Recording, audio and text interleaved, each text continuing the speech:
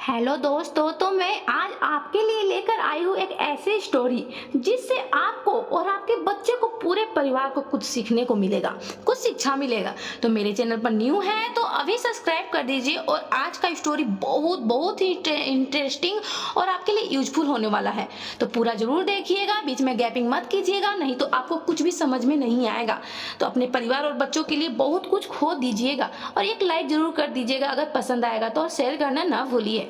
बात उस समय की है जब रायपुर गांव में एक बहुत ही बुजुर्ग दंपति रहते थे। वे मोटे अनाज खाते थे और अपनी जिंदगी सादगी से जीते थे। उनके दो बेटे थे जो पास ही के गांव से हटकर एक शहर था वहीं पर रहते थे।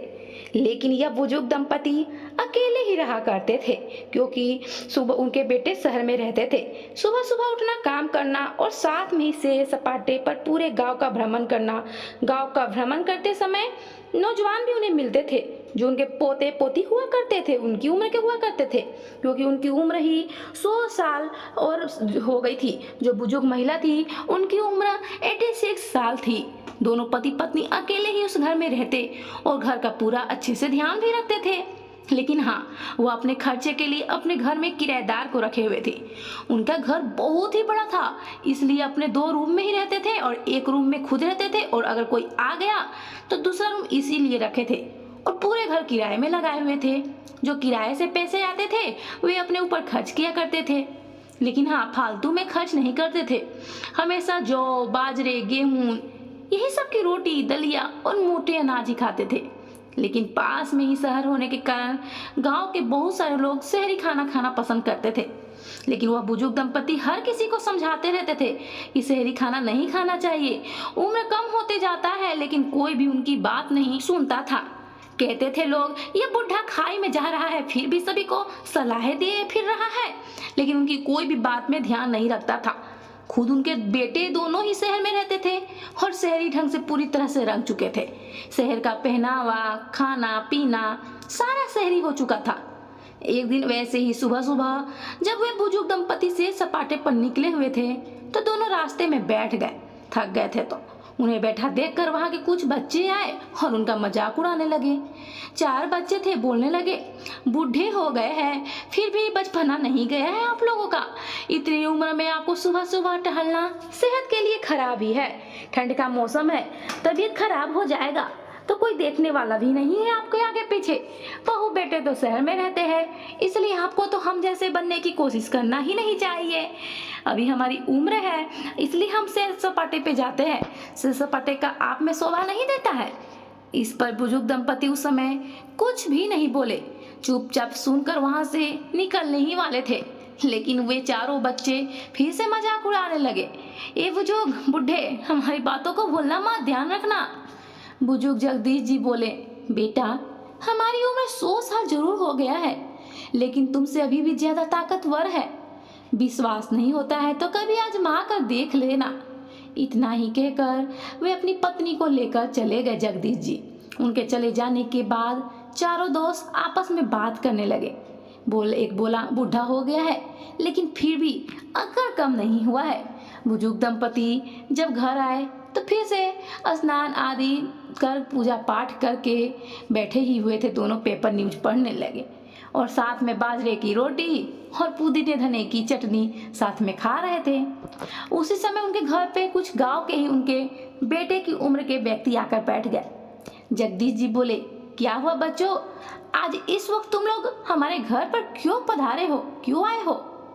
वह सभी बोलने लगे, क्या चाचा, आप अपने बात से ही मुकर गए। गांव में पूरा हंगामा हुआ है कि आप राघव के बेटे के साथ कुश्ती लड़ने वाले हैं, और आप पूछ रहे हैं कि हम सभी आपके घर पर आकर क्यों बैठे हैं, आपको लेने आए हैं। राघव के बेटा वही जो आज थोड़ी देर पहले ही मजाक उड़ा रहा था इन दोनों का, उसका नाम संदीप है। जगदीश जी से बिना पूछे ही पूरे गांव में वे ढिंढोरा पिटवा दिया था कि जगदीश जी और संदीप के साथ में कुश्ती होने वाला है, वे दोनों कुश्ती लड़ने वाले हैं। और उन्हें कुश्ती में जो भी हराएगा उसे अपने कुछ सामान दांव पर लगाना होगा। जगदीश जी उस समय हैरान हो गए, लेकिन वह इतनी भी कमजोर नहीं थे जो ऐसी ऐसी बातों से हार मान ले और उदास हो जाए। वह बोले, हमें तो अभी तुरंत पता चला है, लेकिन जब ऐसी बात है तो मैं पीछे हटने वालों में से नहीं हूँ। जो भी सुबह में हुआ था वहां पर आए हुए सभी को बतला दिया, और फिर भी वह बोले, कोई बात नहीं है, जाकर संदीप से कह दो कि मैं आ रहा हूँ खेल के अखाड़े में जहाँ पर कुश्ती लड़ना है। सभी लोग वहीं पर चले गए। थोड़े देर में जगदीश जी भी अपनी पत्नी के साथ वहीं पर अखाड़े में गए जहाँ पर कुश्ती की तैयारियां हुआ था। सारे लोग जमा हुए थे, स्टेज सजा हुआ था। वहां पर जाने के बाद संदीप भी एक और बहुत ही अच्छे से पेश आया और वो बहुत सारे अपने नौजवान दोस्तों लोगों के साथ खड़ा था। संदीप धीरे से जगदीश जी के पास गया और बोला, तब दादाजी आप अपने पोते के साथ लड़ने जा रहे हैं। आपकी उम्र 100 साल और मेरी उम्र अभी 30 साल ही है। अब आप ही सोच लीजिए कौन जीतेगा और कौन हारेगा। कभी भी आपने देखा है क्या किसी बुढ़े आदमी को कुश्ती लड़ते हुए? लेकिन आपको तो शौक चढ़ा हुआ है नौजवान बनने का, इसलिए तो आप सुबह में बोले थे, तो मैं आपके बात को कैसे टाल सकता हूँ, इसलिए तुरंत व्यवस्था कर दिया। आज्ञाकारी जो पोता हूँ, इसलिए अभी ही कुश्ती लड़ने के लिए बोल दिया। तो आप अपना कौन सा कीमती सामान दांव पर लगाने वाले हैं? इस कुश्ती में तो यहाँ पर मैं 5 लाख रुपए दांव पर लगाया हूँ। आपके पास भी अगर 5 लाख रुपए है तो या कोई सामान है तो लगा सकते हैं। लेकिन जगदीश जी के पास तो कुछ भी नहीं था, वे बस चुप ही रहे थे। संदीप बोला कि दादाजी ऐसे चुप क्यों हो गए? क्या इस उम्र में आपके पास 5 लाख रुपए नहीं है? हा हा हा हंसकर सारे दोस्त हंसने लगे और मजाक उड़ाने लगे जगदीश जी और उनकी पत्नी का, और बोले कि ओ संदीप, इस बुढ़े से तुम भी क्या प्रश्न पूछ लिए? 5 लाख रुपए है? अरे इनके पास तो 500 रुपए भी तुम्हें जल्दी नहीं मिलेंगे। ओहो, एक दोस्त बोला कि बुढ़े दादाजी क्या दांव में लगाइएगा? उसी पर एक दोस्त बोला, अरे वही जो सबसे कीमती है। इस पर संदीप बोला, हाँ हाँ तुम ठीक कह रहे हो, यह अपना इतना बड़ा हवेली जैसा घर दांव पर लगा सकते हैं। उसके बाद सारे दोस्त हंसकर मजाक उड़ाने लगे। जगदीश जी की आंखों में आंसू आ गया और वे सोचने लगे, मैं इस घर के सहारे ही तो इस गांव में रह रहा हूँ, नहीं तो फिर शहर जाकर अपने बेटों के पास मुझे रहना पड़ जाएगा, जो मेरे सेहत के लिए अच्छा नहीं है।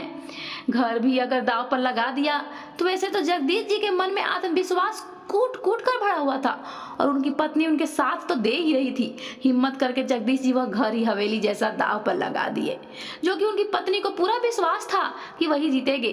पर जगदीश जी मन ही मन घबरा रहे थे वे, क्योंकि उनकी उम्र अब 100 साल जो थी और यह घर भी दांव पर लगा दिए, इसलिए वे थोड़ा कमजोर पड़ गए थे। थोड़ा मन उदास हो गया था, लेकिन अपनी पत्नी का हौसला अपने प्रति देखकर उनका गदगद मन हो गया और कुश्ती जंग में इस प्रकार से कूदे कि अखाड़े में संदीप तो एक ही पछाड़े में हार गया। एक ही पछाड़े में उन्हें हरा दिया संदीप को। अब प्रतियोगिता के हिसाब से संदीप को 5 लाख रुपए जगदीश जी को देना पड़ा। पूरा गांव जगदीश जी का यह हौसला देखकर बहुत ही चकित हो गया। चारों तरफ बातें फैलने लगी। 100 साल की उम्र में 30 साल के नौजवान को कैसे हरा सकता है कोई बूढ़ा आदमी? इस प्रतियोगिता का पूरे गांव में चर्चा फैल गया और आसपास के गांव शहरों में भी चर्चा होने लगा। अब जब भी सुबह से सैर सपाटे पर कोई भी उन्हें देखकर सम्मान ही करने लगता था। अब जगदीश जी को कोई भी मजाक नहीं उड़ाता था। अब कोई भी उनका मजाक नहीं उड़ाता था। एक दिन अचानक उनके छोटे बेटे दीपक उनसे मिलने आ गए, गांव में ही अपने बेटे बहू पोते के साथ। जगदीश जी बोले, आओ आओ बेटा, मैं तुम्हारा इंतजार कर रहा था। तुम्हारी माँ बाजरे की रोटी और पुदीने की चटनी और बहुत सारे मोटे अनाज बनाई है। इस पर दीपक बोला, क्या पिताजी, मैं आपसे मिलने आया हूँ, आपका यह मोटे अनाज खाने नहीं। मैं अपने लिए शहरी नाश्ता लेकर आया हूँ, बस एक दिन की ही तो बात है, मैं वही खा लिया करूँगा। आप उसकी टेंशन एकदम बिल्कुल भी मत लीजिए। आप अपने पोते के बेटे से मिलिए। बहुत ही खुशी हुआ जगदीश जी को अपने पोते और उसके बेटे से मिलकर। लेकिन जैसे ही खाने के टेबल पर सब बैठे तो वह सभी अपने शहरी भोजन जो लाया हुआ था बेटा, वही सभी उसके परिवार सभी खाने लगे और जगदीश जी और उनकी पत्नी अपने मोटे अनाज। दूसरे दिन ही गांव में छोटे छोटे बच्चों की तबीयत खराब हो गया। ऐसा तो तबीयत हरदम खराब होता था, उस दिन ज्यादा ही खराब हो गया, क्योंकि वह भी शहरी भोजन ही किया करते थे।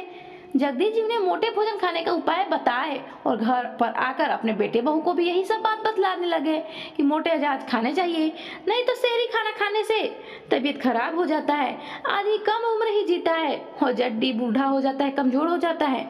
मुझे देख लो, मैं 100 वर्ष का हो गया हूँ, लेकिन अभी भी लगता है कि 50 वर्ष तो और जी लूंगा मैं। उसी समय एक आदमी आया उनके घर पर और बोला कि जगदीश जी, आपको सम्मानित करने के लिए बुलाया गया है, गांव के सरपंच ने आपको बुलाया है। वे लोग बोलकर जगदीश जी को चले गए। जगदीश जी अपने परिवार वालों के साथ, अपने पोते, बेटे, पत्नी के साथ उसी वक्त घर से तुरंत निकले। जैसे ही वो वहां पर पहुंचे, उनको सम्मानित किया गया और उन्हें कुछ लाइन बोलने के लिए कहा गया शब्द, और सरपंच की तरफ से पूरे गांव की तरफ से उन्हें 1 लाख का इनाम और भी मिला। अब जगदीश जी के पास 6 लाख रुपए हो गए थे। जगदीश जी कुछ लाइन पूरे गांव के भलाई के लिए बोले।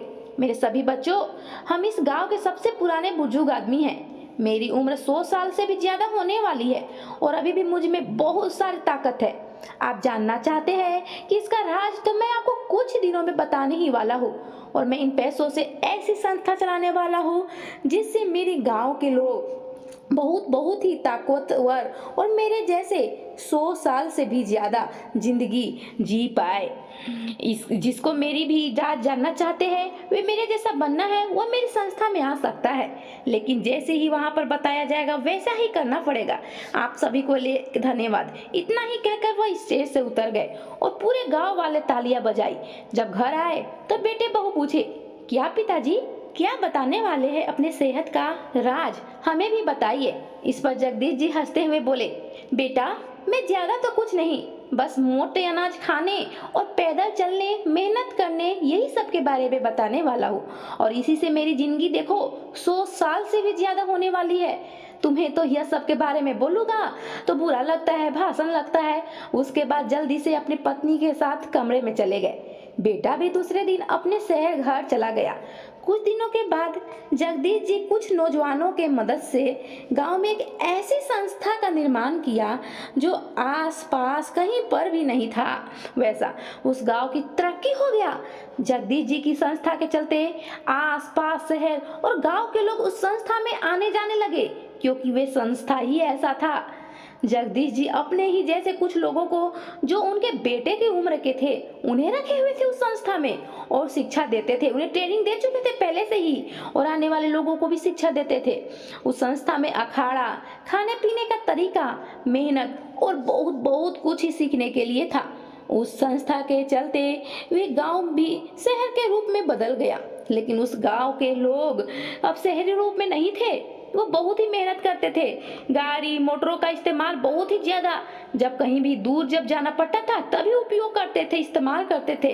पैदल ही कहीं आया जाया करते थे। और अब भोजन के रूप में भी मोटे अनाज, दलिया, बाजरा, यही सब जो भोजन में लेने लगे थे। साग सब्जी, हरे पत्तेदार सब्जियां खाते थे और अब स्वस्थ रहते थे। अब डॉक्टर के पास बार बार नहीं जाना पड़ता था गांव के लोगों को। जगदीश जी का मेहनत रंग लाया और गांव के सभी लोग जगदीश जी के ही रंग में रंग गए। जो बेटे बहू शहर में रहते थे, जगदीश जी के दोनों बेटे अब गांव में ही आ गए थे और जगदीश जी के ही बताए रास्ते पर चल रहे थे। अब उन्हें पिज्जा बर्गर नहीं भाता था। अगर मन भी करता तो घर पर ही बाजरे का पिज्जा या घर पर ही कुछ बनाकर मोटे अनाज ही खा लिया करते थे, स्वादिष्ट बनाकर। स्वस्थ और मस्त रहने लगे थे। अब तो फालतू के पैसे भी खर्च नहीं होते थे और पैसे बचाने की वजह से रोजगार भी गांव में बहुत सारा हो गया था। किसी को अब शहर को कमाने भी नहीं जाना पड़ता था। बहुत फायदा ही फायदा हो गया उस गांव वाले को और आसपास के लोगों को भी, जो उस संस्था से जुड़े हुए थे। रूखे सूखे खाने के लिए सीख गए थे और पैसे बचाने के लिए भी। तो दोस्तों, इस स्टोरी से आपको क्या शिक्षा मिली, प्लीज कमेंट करके बताइएगा अगर आपको ये स्टोरी में समझ में आया होगा तो।